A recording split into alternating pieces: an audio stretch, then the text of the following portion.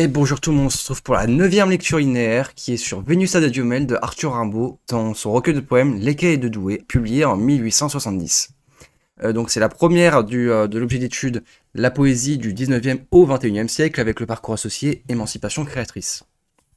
Voici le texte. Comme d'un cercueil en fer blanc, une tête de femme à cheveux bruns fortement pomadés, d'une vieille baignoire émerge, lente et bête, avec des déficits assez mal ravaudés. Puis, le col gras et gris, les larges omoplates qui saillent, le dos court qui rentre et qui ressort. Puis, les rondeurs des reins semblent prendre l'essor. La graisse sous la peau paraît en feuilles plates. L'échine est un peu rouge, et le tout sent un goût horrible étrangement. On remarque surtout les singularités qu'il faut voir à la loupe. Les reins portent 2 mots gravés, Clara Vénus, et tout ce corps remue, étend sa large croupe, belle hideusement, d'un ulcère à l'anus.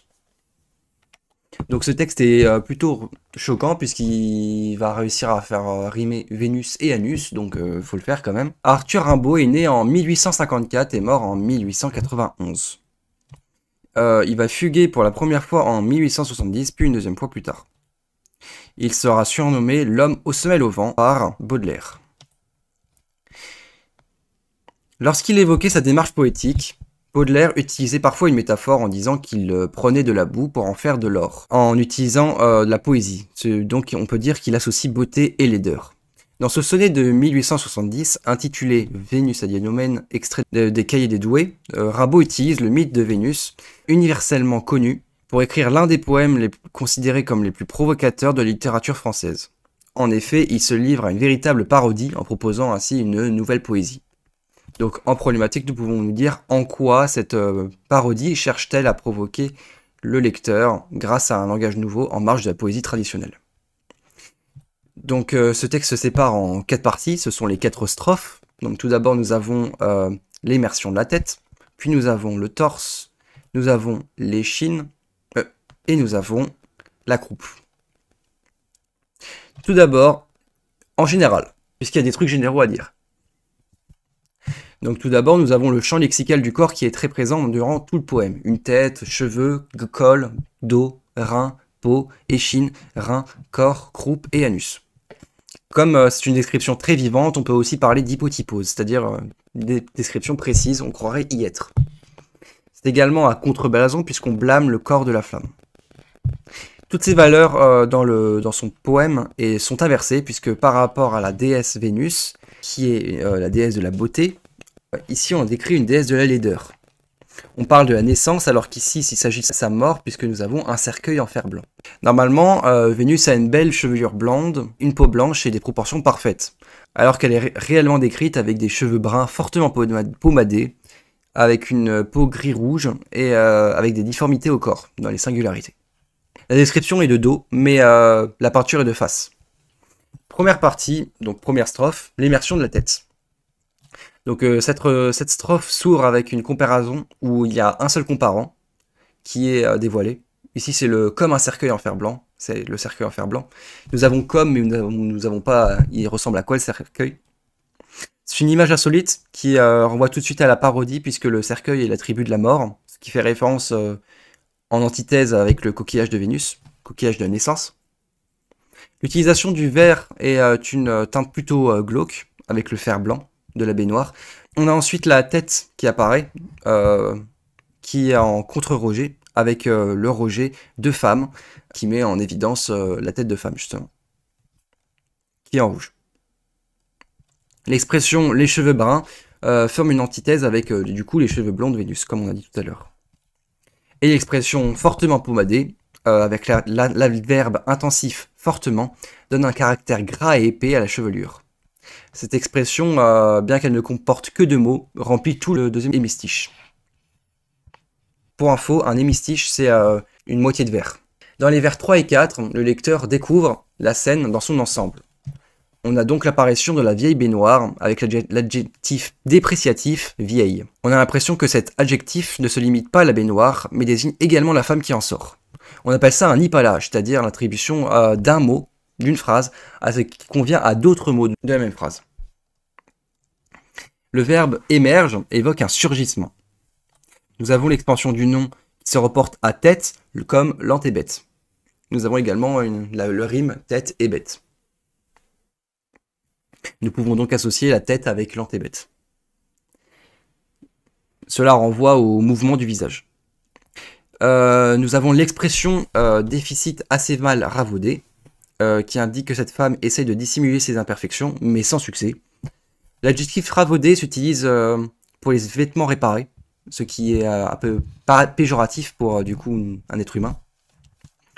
Donc nous pouvons dire que nous avons affaire ici à un portrait très dégradé de Vénus, qui est rabaissé et qui n'a absolument rien de divin. En deuxième partie, nous pouvons parler du torse, puisque la description se poursuit avec l'adverbe temporel puis, qui n'est pas indispensable, et qui par conséquent apporte une certaine lourdeur à la phrase. Dans le vers 5, c'est-à-dire celui où il y a le puis, nous avons une allitération en G, qui nous fait penser à la Grèce qui recouvre son cou. Nous pouvons aussi voir une paronomase, c'est-à-dire une figure de style qui consiste à rapprocher ensemble deux mots d'une sonorité voisine, comme ici gras et gris. Ce ne sont pas les mêmes, mais ça sonne quasiment pareil. L'antithèse entre large et court montre une certaine difformité de ce corps. La taille des omoplates est aussi marquée par les mots qui saillent, mis en rejet.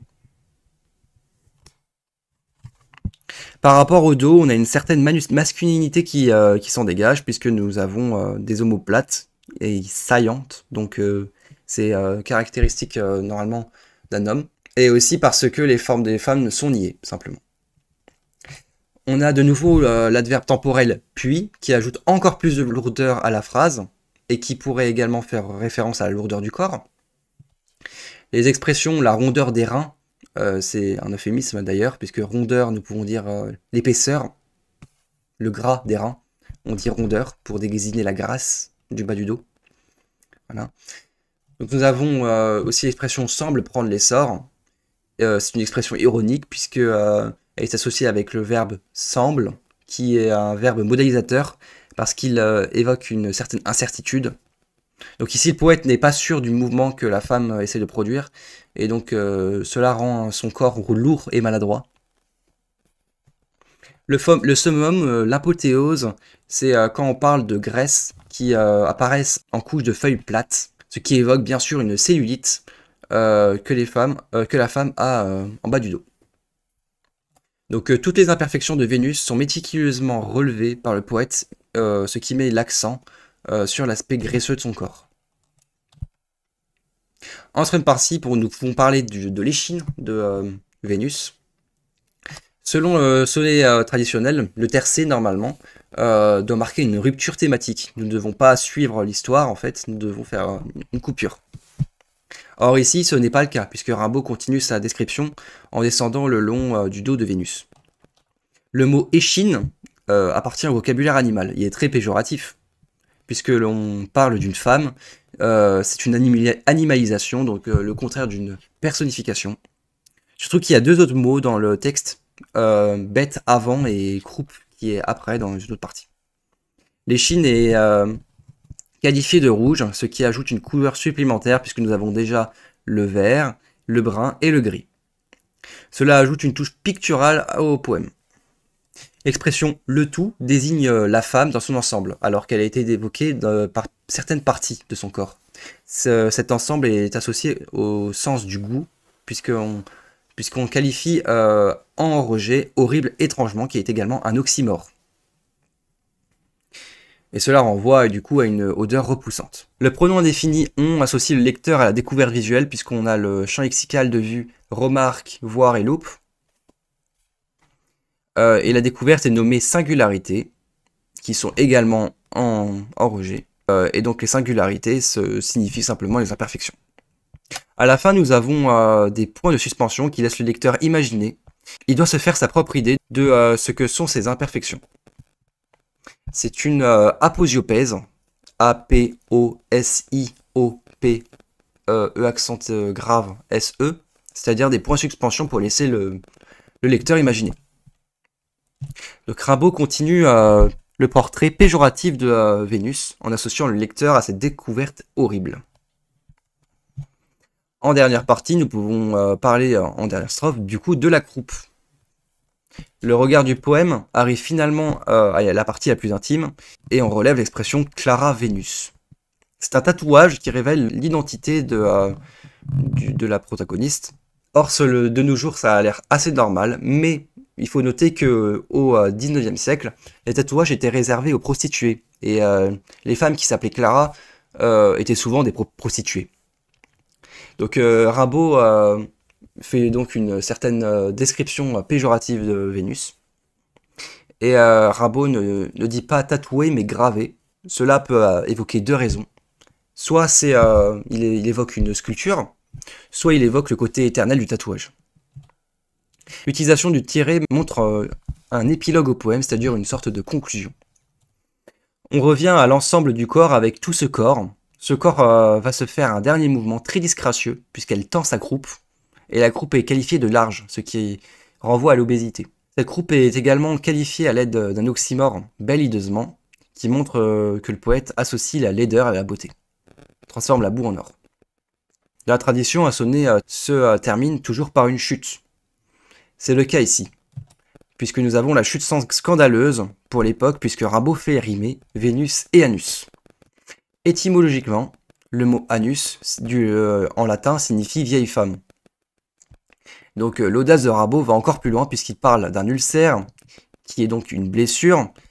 Cet ulcère, c'est en fait une litote des blessures suite à ses activités de prostituée. Cette expression absolument scandaleuse pour l'époque, puisque nous avons donc un thème très très tabou.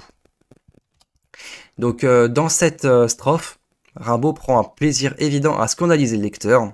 Il fait preuve d'une grande audace dans les images qu'il utilise. Dans ce sonnet, Rimbaud propose une version moderne du mythe de Vénus en proposant une caricature péjorative de la Vénus traditionnelle. Son poème est trivial et obscène. Il permet de montrer qu'à partir de la laideur et de l'immonde, le poème peut créer une beauté cachée. C'est évidemment une nouvelle voie poétique avec un langage nouveau et provoquant. Rimbaud s'inscrivait déjà dans la lignée de Baudelaire, qui lui aussi avait scandalisé ses lecteurs avec ses poèmes aux images très crues, notamment dans La Charogne de Baudelaire, dans lequel il associe un cadavre d'animal avec des vers à celui d'une femme. Merci d'avoir regardé cette vidéo, à plus.